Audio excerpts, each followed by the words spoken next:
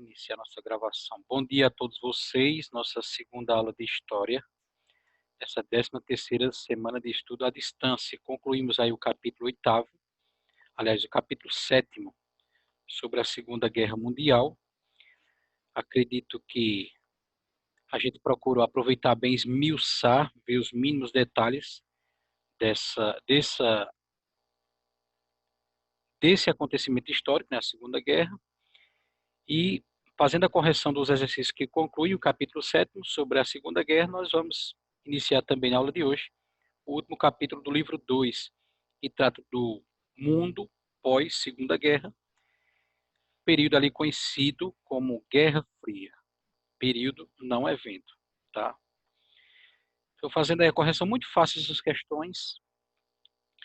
Sobre a Segunda Guerra Mundial, faça o que se pede. Letra A, cite dois fatores que levaram à eclosão do conflito.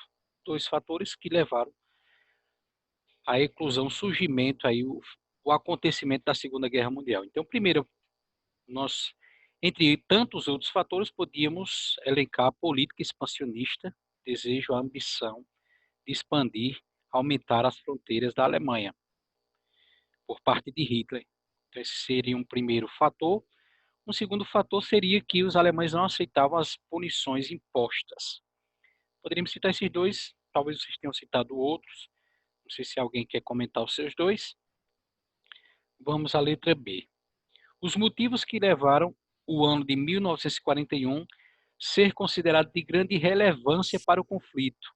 Então, no ano de 41 nós tivemos não a virada ainda, o início da virada, mas foi mais, de fato, um equilíbrio de forças. Se até os dois primeiros anos, de 39 a 41, a Alemanha vinha alcançando vitórias e invasões, conforme mostra lá os mapas da página 37, a partir do ano de 41, com a entrada dos Estados Unidos e da Rússia ao lado dos aliados, as forças se equilibraram. Ô, professor, Sim, Clara tá falando que não tá conseguindo entrar porque tá falando que tá inválido. eu acho que ela está digitando alguma coisa errada, né? Porque vocês conseguiram. Tá. Vê se tu consegue lá dizer a ela. Diz a ela, Suiane, que tem que respeitar, no caso do password, que são as letrinhas, tem que respeitar maiúscula e minúscula. Tá bom. 7HI, se eu não me engano. Ô, professor, nessa letra B eu botei que a Inglaterra foi bombardeada e eu botei também a invasão de Hitler soviética e o fim da primeira fase. Pode ser? A Inglaterra bombardeada e o que mais? A invasão de Hitler à União Soviética e o fim da primeira fase da guerra. Pode ser também. Pode ser também, porque tudo aconteceu aí, tanto no ano de 41, a Inglaterra teve navios sobrevoando, bombardeando Londres, ele rompeu o pacto, invadiu a União Soviética, pode ser também. Vamos agora à página 45.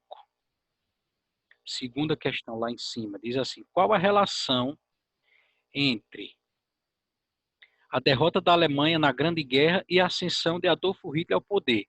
Então, é mais ou menos o que a gente respondeu na letra A do primeiro, que a insatisfação dos alemães com as punições do Tratado de Versalhes impostas sobre a Alemanha ao final da Primeira Guerra Mundial, Hitler tinha esse discurso de vingar essa punição, vingar a vergonha imposta ao povo alemão.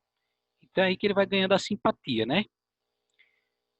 Sendo derrotada na Primeira Guerra Mundial, a Alemanha sofreu duras punições, duras imposições, e Hitler tinha o discurso de prometer vingar essa vergonha. Seria mais ou menos isso que a gente poderia colocar aí na segunda questão, com essas outras palavras, né? Mas sempre nessa linha, de que o discurso de Hitler ganhava simpatia por prometer vingar a vergonha imposta à Alemanha. Giovana, comentarias alguma coisa? O que eu botei tá errado, que eu botei assim, a expansão nazi-fascista pela Europa e assim as tropas ficaram espalhadas por todo o continente europeu e aí a galera invadiu de surpresa e derrotou as tropas de Hitler. Eu acho que tu confundiu Grande Guerra aí com essa segunda que nós estudamos, né? Aí ele pergunta a derrota da Alemanha na Primeira Guerra, chamada de Grande, porque até então não tinha havido ainda a Segunda. Então ela foi chamada inicialmente assim. Depois da Segunda Guerra, aquela Grande Guerra de 14 a 18, mudou o nome para a Primeira Guerra Mundial. Então, como a derrota da Alemanha lá na Primeira Guerra tem a ver com a ascensão de Hitler ao poder. Ele prometia vingar a vergonha imposta à Alemanha. Seu discurso ganhou simpatizantes por isso. Terceira pergunta: qual a relação entre os regimes ditatoriais de extrema-direita que chegaram ao poder na Europa e o surgimento, a eclosão da Segunda Guerra Mundial? Então, aquele discurso de Hitler que a gente colocou na segunda pergunta, na segunda resposta, de que prometia vingar a vergonha imposta à Alemanha no tratado ao final da Primeira Guerra, todos os regimes ditatoriais, tanto o nazismo quanto o fascismo na Itália, e ele vai citar aqui também, na correção, o franquismo de Francisco Franco na Espanha, né, pregavam a necessidade de um novo conflito para a resolução de questões que ficaram pendentes. Então, todos esses não aceitavam. Vimos também que esse foi um dos motivos que fez com que a Itália, na Segunda Guerra Mundial, ficasse ao lado da Alemanha, tanto pela simpatia do regime, como também porque ela não foi tão beneficiada na Primeira Guerra Mundial ao final. Ela inicia a Primeira Guerra Mundial ao lado da Tríplice Aliança, ao lado da Alemanha, Império Austro-Húngaro, muda de lado na Primeira Guerra Mundial, e ao final não tem, digamos assim, as mesmas recompensas que os países vencedores da Tríplice Entente tiveram. Isso causava também uma insatisfação por parte dos italianos, como Mussolini. Então, qual é a relação entre os regimes ditatoriais que chegaram ao poder e o surgimento da Grande Guerra? Todos eles buscavam rever ou corrigir, digamos assim, questões que ficaram pendentes na Primeira Guerra Mundial. Talvez você tenha dito nessa mesma linha com outras palavras. Vamos aí à quarta pergunta. Sobre a política de alianças da Segunda Guerra, verdadeiro ou falso? Vocês vão ver que aqui tem questões que não tem nem o que comentar. Alemanha, Itália e Japão eram aliados nesse conflito, totalmente verdadeiro. Japão e Alemanha estiveram em lados opostos? Não, a gente acabou de dizer que eles eram aliados. Então é falso, segundo parênteses. Terceiro parênteses, os Estados Unidos entraram no conflito em 41 ao lado dos alemães? Entraram em 41, sim, mas não ao lado dos alemães. Contra os alemães, eles entraram nas tropas aliadas. Quarto parênteses, antes do início do conflito, a União Soviética assinou um pacto de neutralidade com a Alemanha. No entanto, após a quebra do pacto de não agressão entre os dois países, Alemanha e Rússia, os soviéticos mudaram de lado e juntaram-se aos aliados. Verdadeiro. Lembrando que esse mudar de lado aqui tem que entender, né? Porque até então, até o ano de 41, a Rússia ela permaneceu neutra, de certa maneira. O tratado lá com a Alemanha incluía três coisas: não reagir aos alemães que invadiriam a Polônia. Segunda coisa, não precisava atacar os países inimigos da Alemanha, defender a Alemanha desses países. Terceira coisa, em troca de tudo isso, ela receberia uma parte da Polônia. Último parênteses, Japão e os Estados Unidos estavam em lados opostos na guerra, pois ambos tinham interesses expansionistas nas ilhas ali do Pacífico. Também é totalmente verdadeiro. A gente viu aí que foi o conflito que se alastrou, né? Mesmo a Alemanha se rendendo, permaneceu ainda 2 meses aí a briga dos Estados Unidos, findada somente com o lançamento das bombas atômicas. Quinta pergunta. Sobre a Segunda Guerra Mundial, apenas uma alternativa está incorreta. Letra A diz que após contornarem as defesas francesas, a Batalha da Normandia, que a gente falava na última aula, aquele ataque que vem do norte sobre os alemães invadiram a França ocupando Paris. Eles ocuparam sim Paris, está correta. Letra B. Em 39, a Alemanha invadindo a Polônia inaugurou a Guerra Relâmpago. Também é verdade, essa informação você encontra na página 36 e o parágrafo 1º. Letra C, vocês veem aí que é a resposta que devemos marcar, que está incorreta. É isso que a questão pede. Vejam aí no livro de vocês. A Alemanha e a União Soviética assinaram um pacto de não agressão. Até aqui está correto. Sendo que esse acordo foi respeitado até o fim. O erro está aqui, ele foi rompido em 41. Letra D. A entrada norte-americana no conflito deu-se pelo ataque japonês na base militar de Pearl Harbor. Também é totalmente verdadeira. Não tem nenhum o que comentar. O Brasil participou da guerra com a Força Expedicionária Brasileira na Itália. Também é verdade. Embora essa informação nós só a tenhamos no capítulo 6, né, quando estudamos o governo de Getúlio Vargas. Essa participação dos brasileiros ela não aparece no capítulo 7, que é o da Segunda Guerra Mundial. Ela está lá no capítulo anterior, no capítulo 6, quando estudamos o governo de Getúlio Vargas. Mas é totalmente verdadeira a letra E do quinto. De modo que ele pede que a gente marque a incorreta, vamos marcar a letra C, né?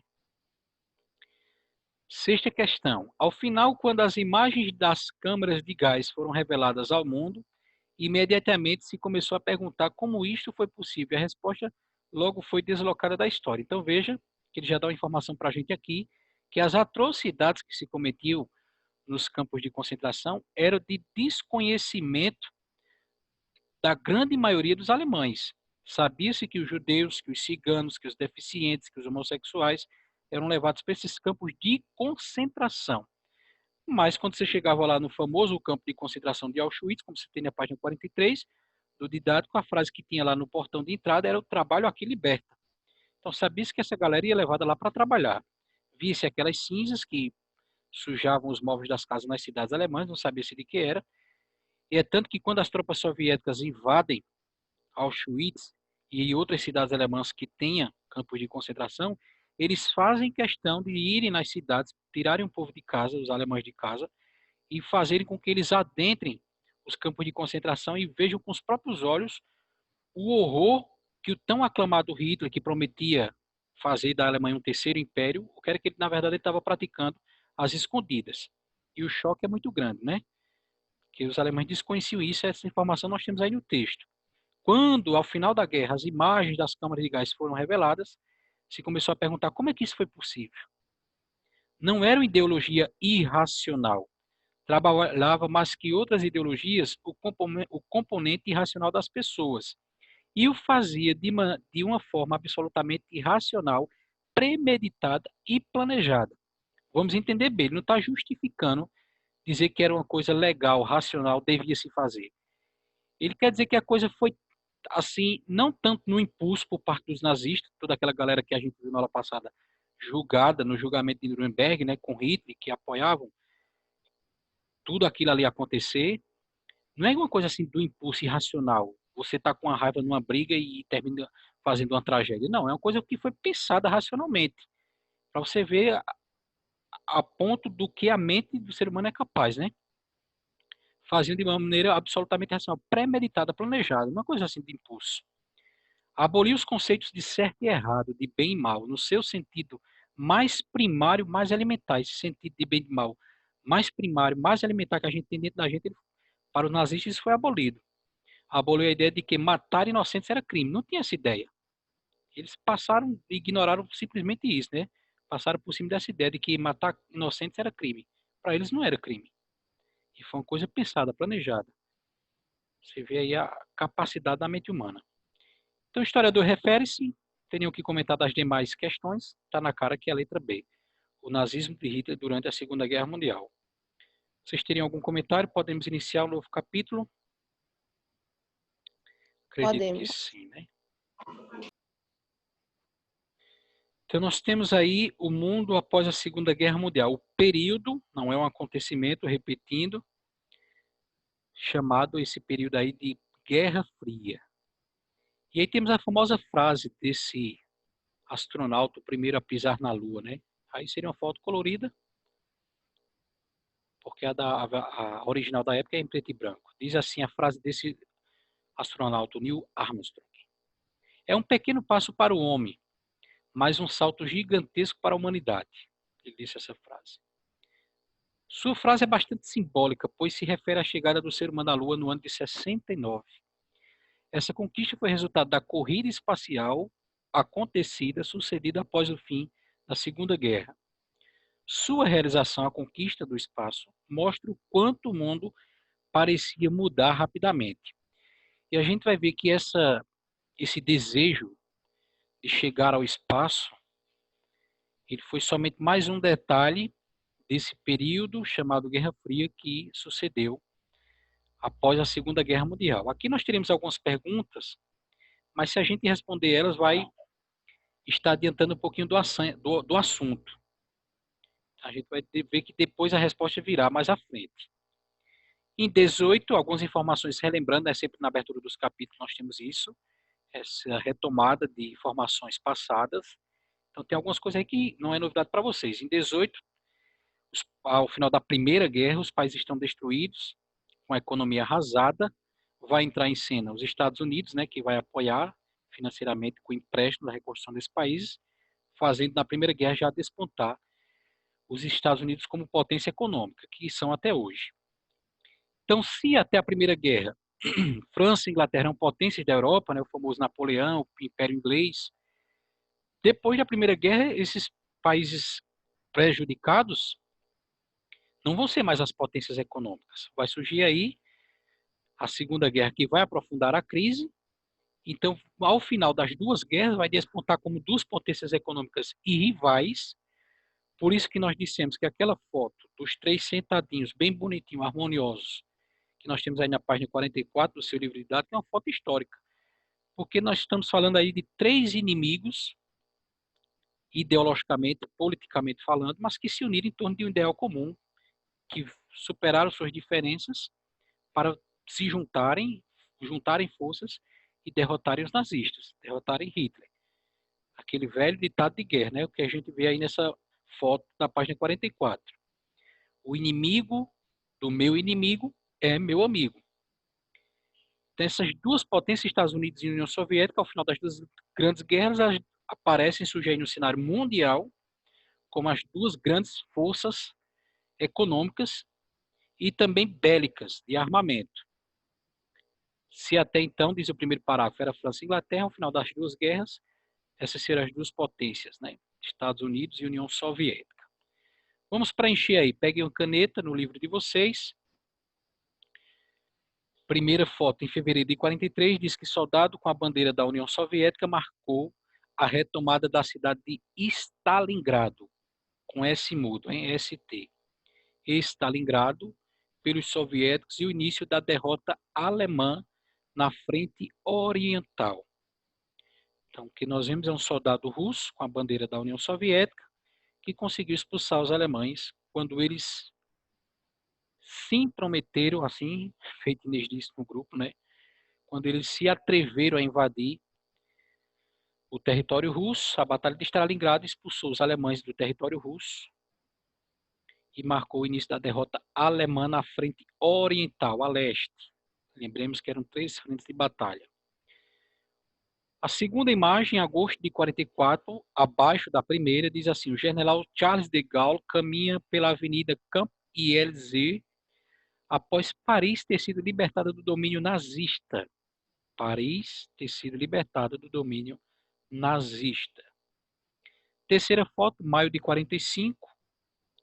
Com os ataques aliados e o suicídio de Hitler, em maio de 45, a Alemanha se rendeu.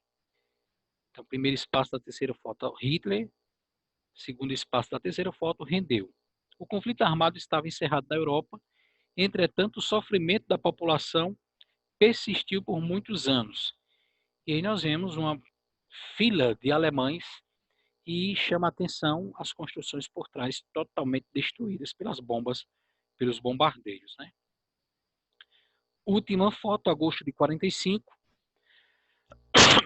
Temos lá ao lado dizendo que um correspondente de guerra está nos escombros, olhando para as ruínas. Depois do ataque nuclear a Hiroshima. Ruínas deixadas pelo impacto do lançamento da bomba atômica em, evidentemente, Hiroshima. Então, primeiro espaço da última foto, atômica, segundo espaço, Hiroshima, iniciando aí com H, né? Vamos aí à página 48. É muito importante a gente ter em mente que esse ano de 45, ao final da Segunda Guerra Mundial, é também no Brasil o ano do fim do governo de Vargas, né? E ali em 45 nós temos, depois de Vargas, Eurico Gaspar Dutra, que é um general, ainda não é o regime militar, hein, gente? Nós temos ali o Eurico Gaspar Dutra, que vai ser o presidente depois de Getúlio Vargas, porque nesse período chamado de Guerra Fria, nós vimos já uma primeira informação que era aquela chamada corrida espacial. Quem conquistava primeiro o espaço das duas potências?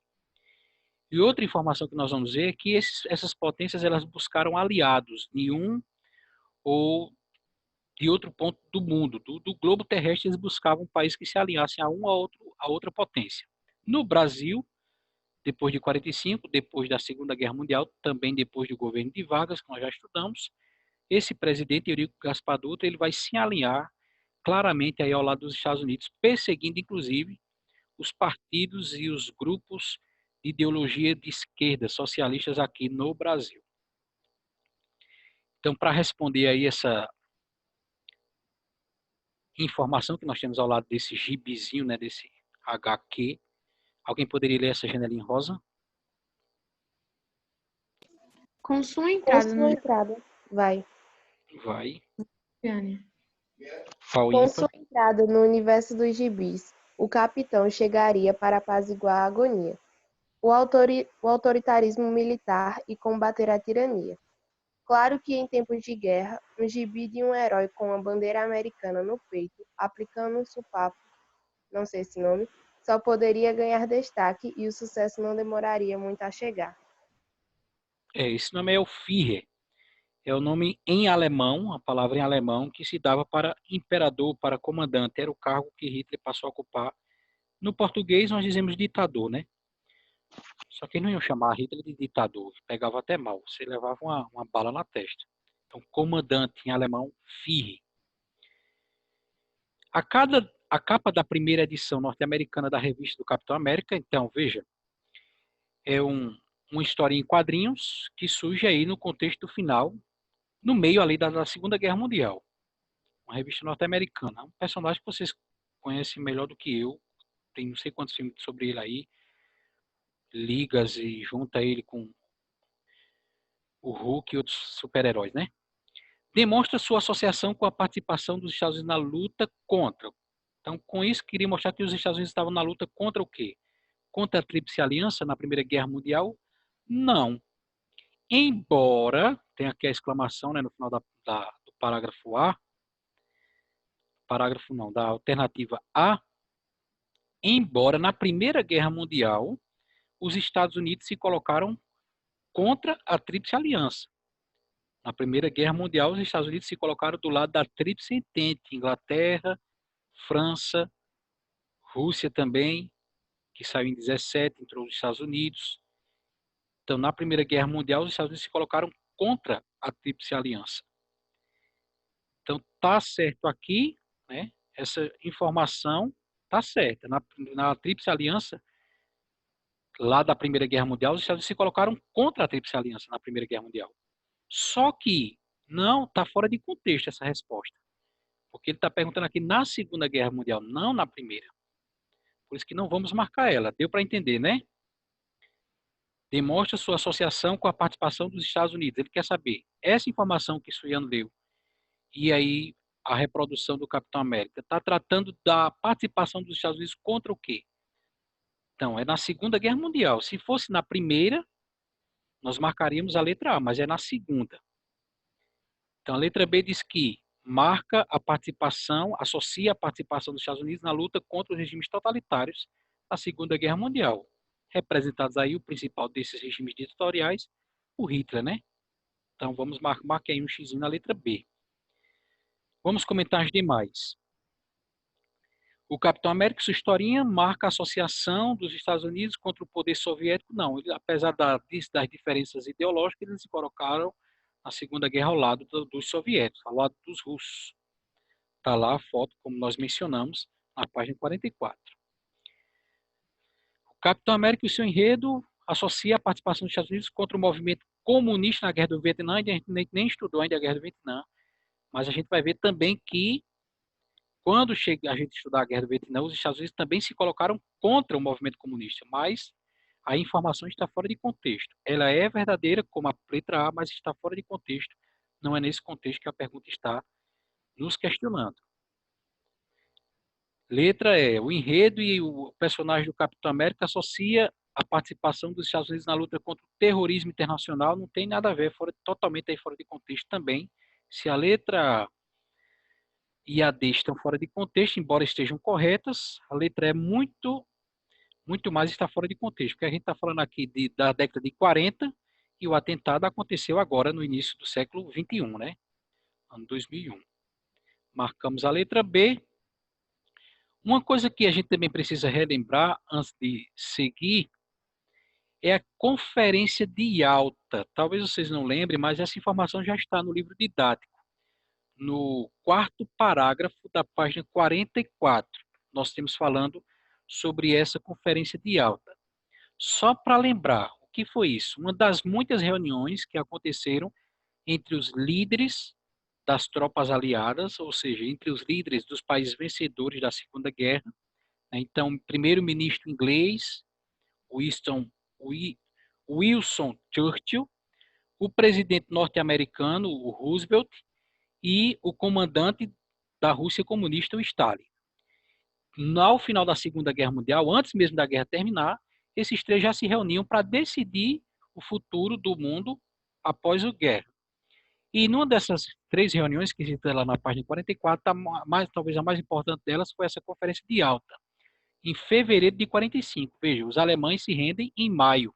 Então, nós estamos aí meses antes da guerra terminar, eles já estão se reunindo para decidir o futuro do mundo depois da Segunda Guerra Mundial. E é interessante que nessa reuniãozinha, Conferência de Yalta, eles definiram a influência comunista na Europa. Ou seja, após a Segunda Guerra Mundial, nós, né, então o representante da Inglaterra, o presidente dos Estados Unidos, o líder da Rússia, o Stalin, terminando a guerra, a gente vai ficar com qual zona de influência? Tu vai influenciar, ficar mandando em qual parte da Europa ou do mundo? Então veja a mentalidade política, né? Como é que você decide o destino de outros países e que esses camaradas, eles, na cabeça deles, eles pensam que eles são o quê? São deuses, são semideuses, são entidades, são o quê? Para decidirem o futuro do restante do planeta na mão de três potências, de três países. Então, mesmo antes de terminar a guerra, eles já decidiam. Então, olha, vocês, russos, Stalin, tu vai poder exercer tua influência sobre tais países aí da Europa. Nós, ingleses, ficamos com... Vocês permitem que a gente exerça influência, entre e interfira no governo de tais países. A Inglaterra da mesma forma, os Estados Unidos da mesma forma. Veja a ponto o que se passa aí nesse jogo político das potências mundiais, né? O que não é novidade. Isso, ao longo da história, isso se repete muitas vezes. Poucas potências mundiais, politicamente falando, que decidem o destino do restante do planeta. E todo esse período aí que vem de influências pós Segunda Guerra Mundial, nós já sabemos, é chamado de Guerra Fria. Ou seja, terminada a guerra em 45, a Segunda Guerra Mundial, que nós vamos ter depois, como é o título desse capítulo, o mundo após a Segunda Guerra, o que é que nós vamos ter? Uma disputa política entre Estados Unidos e soviéticos, a potência capitalista e a potência comunista. Ambos queriam influência, queriam também disseminar seus valores e exercer, quer dizer, essa disputa nunca se deu de maneira direta, como diz aí a penúltima linha desse primeiro parágrafo da Guerra Fria. Ou seja, é chamado de Guerra Fria porque Estados Unidos e Rússia nunca chegaram a se confrontar diretamente, um atacar o outro, mas a disputa era de influência, era disputa de espalhar o seu valor, ao capitalismo presta, o comunismo presta, os russos se interferiam nos países para dizer, não, o comunismo é que presta, o capitalismo presta, porque escraviza o povo no lucro, no dinheiro. Enfim, aqui é só uma pincelada do que a gente vai destrinchar e a gente vai ver nas páginas que seguem como Estados Unidos se intrometeram no interior de diversos países para tentar impor o capitalismo, como também os comunistas russos se intrometeram, entraram lá em diversos países no interior deles para impor o comunismo contra o capitalismo. Enfim, esse período aí, que durou de 45 até 91, quando o inimigo comunista sai de cena, a União Soviética deixa de existir. Todo esse período de 45 a 1991 foi a chamada aí Guerra Fria. Como nós estamos nos últimos 10 minutos, já estamos aí a 6 minutos da aula acabar, Vou ler aqui esse último parágrafo. Essa guerra, como essa guerra se desenvolveu, chamada Guerra Fria? De diversas maneiras. Na verdade, uma delas foi por meio da disputa ideológica, já dissemos, cada um queria mostrar o seu ponto de vista e impor aos demais países que se aliavam a eles. Estados Unidos e União Soviética tinham o objetivo de atrair países para suas zonas de influência, zonas extras que, como já dissemos, eles já dividiram antes mesmo da guerra acabar. Para isso, produziram ampla propaganda ideológica, outra coisa que a gente vai ver também nas páginas que seguem, as propagandas, um governo atacando o outro, uma potência atacando a outra por meio da propaganda, destacando as vantagens do seu sistema e mostrando os defeitos do sistema ou do regime oponente. Então, os Estados Unidos dizia que o capitalismo prestava e anunciava escancaradamente que o comunismo não prestava, a Rússia fazia a mesma coisa. Dizia que o bom era o comunismo e que o capitalismo não prestava. Vocês teriam algum comentário a fazer dessa nossa conversa hoje? Sim ou não? Não, né? Ô, professor, que zonas é esse? Essas? Zonas, quando a gente fala, são áreas de influência, países. Então, por exemplo, a Europa é uma zona de influência. O caso da Alemanha, vocês lembram o que foi? Vamos pegar aqui para entender essas zonas de influência, pegar o caso específico que vai nos ajudar a entender o que aconteceu com o restante do mundo. Vocês lembram o que foi que aconteceu com o território alemão ao final da Segunda Guerra Mundial? Está lá no último parágrafo da página 44.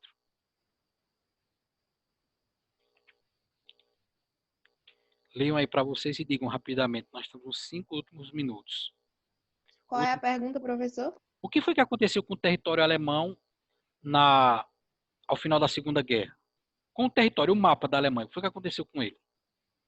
No último parágrafo da Ficou página pelo 44. comando da França, Isso. né, e dos Estados Unidos. Ele foi dividido pelos 4 países vencedores. Ó. Um pedaço da Alemanha para a França, um pedaço da Alemanha para os Estados Unidos, um pedaço da Alemanha para a Inglaterra e um pedacinho lá para a Rússia União comunista. União Soviética, boa. Só que 3 desses países eram capitalistas, França, Inglaterra e Estados Unidos. Só teve um, a Rússia, que ficou lá também com um pedaço da Alemanha. Então, aí é uma zona de influência. Então, vamos pegar, por exemplo, o caso que você já conhece do Muro de Berlim, que era na capital lá. Berlim, a capital da Alemanha, foi dividida em duas, tinha um muro separando. Então, isso era uma zona de influência.